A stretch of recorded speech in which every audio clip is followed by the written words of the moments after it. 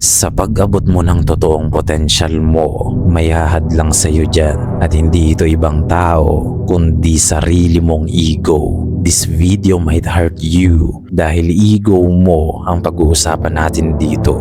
Ngunit alam mo ba, karamihan ng lalaki ayaw nilang pinag-uusapan ang ego nila. Alam mo kung bakit?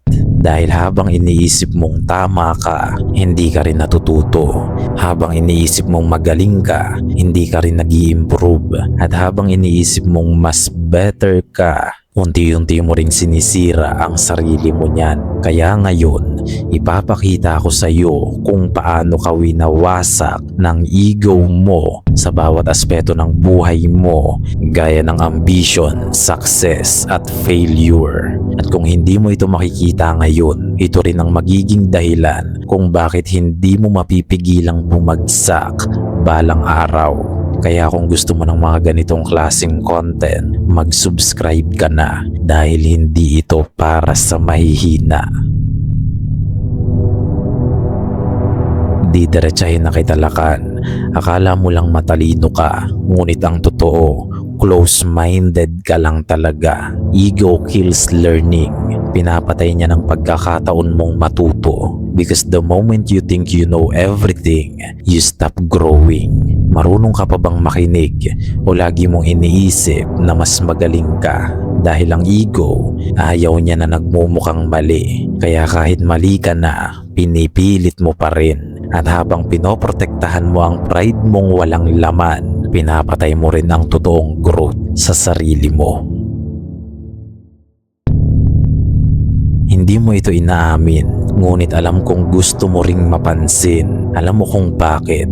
Because ego feeds on attention. Gusto ng ego na lagi siyang napapansin. Validations man yan o hate, wala yang pake. Basta mapansin siya, ayos lang. Dahil yan ang pagkain ng ego, attention. But the more you seek validation, the weaker you become. Bakit? Dahil nagiging dependent ka dito. Parang droga. Kapag wala ito, parang nanghihina ka. Gumagalaw ka pa ba para sa sarili mo o para sa tingin at iisipin na lang ng ibang tao? Dahil habang hinahabol mo ang validation nila, hindi ka na rin nagiging totoo sa sarili mo. At ang lalaking hindi totoo, wala rin niyang tunay na identity.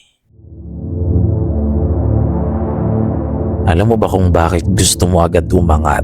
Kung bakit gusto mo ng mabilis na result at instant na success?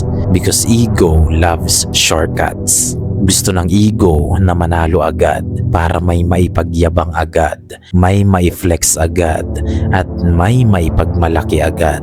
Nang sa gayon, makakain ulit si ego ng attention at validations. Diyan kasi siya lumalaki. Nasusundan mo ba yan? Real growth takes time, but ego wants recognition now. Nagmamadali ka ba? Gusto mo agad ng resulta? Kung oo, marahil ego yan. Dahil ang ego, ayaw niya ng proseso. Gusto niya agad ng results. Yung image agad.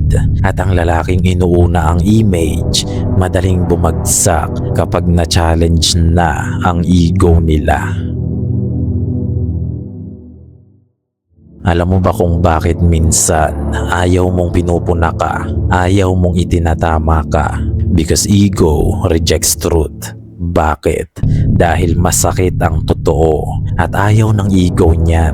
Feedback is painful but necessary kung mas mahalaga sa iyo ang growth. Kaya mo bang tanggapin na mali ka o nagiging defensive agad ikaw? Dahil ang ego, gagawa at gagawa yan ng dahilan para hindi ka magbago. Ikukulong ka niyan sa pinakang safe zone mo na kung saan sarado sa kritisismo na kailangan mo upang mag-grow. Nasusundan mo ba yan? Kaya yung mga taong ganyan, sila yung worst kind of people na imposibleng pakisamahan. Ito ang pinakadelikado lakan. Makinig ka. Hindi ka bumagsak sa buhay dahil mahina ka. Karamihan ng umaangat, bumabagsak dahil lumalaki ang ulo. Alam mo kung bakit? Because success inflates ego. Kaya karamihan ng mga male influencers dyan na naglilipa na, dumami lang ang following, mas kumupal na, hindi ba?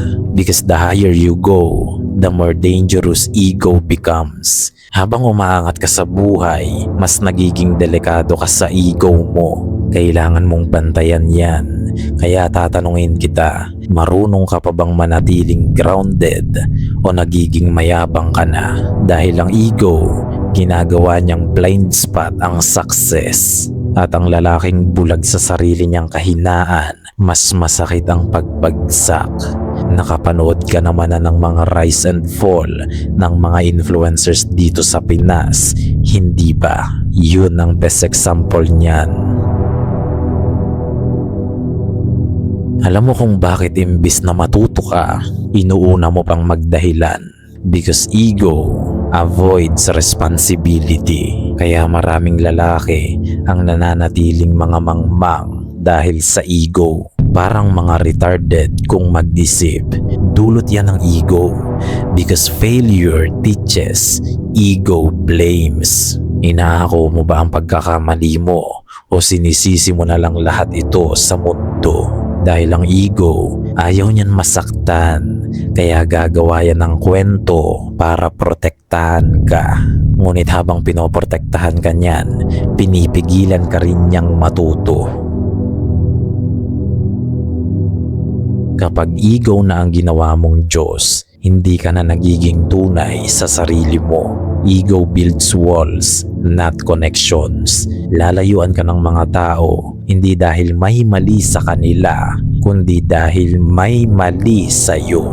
At hindi mo yun nakikita. You cannot connect if you're always trying to look superior. Naunawaan mo yan? Nakikipag-connect ka pa rin ba? O nakikipag-compete ka na lang palagi? Dahil ang ego, gusto niyan laging makalamang siya sa iba. At ang lalaking gusto laging makalamang, mag-isa na lang yan sa huli. Your greatest enemy is within you. Ikaw, hindi ibang tao. And if you don't control your ego, it will control you. Kaya tatanungin kita, aware ka ba sa ego mo o hinahayaan mo lang siyang mag-drive ng buhay mo? Dahil ang ego mo, hindi ka niyan sisirain agad-agad, kundi unti-unti at tahimik lang, hindi mo mamamalayan hanggang sa wala ka ng kontrol dito. Anong gagawin mo ngayon? Patuloy mo pa rin bang pakikinggan ang ego mo o sisimulan mo ng kontrolin ito bago ka pa nito sirain? Gayunpaman, marami nga ang makakapakinig, ngunit ilan lang ang makakaunawa. Hanggang sa muli, lakan.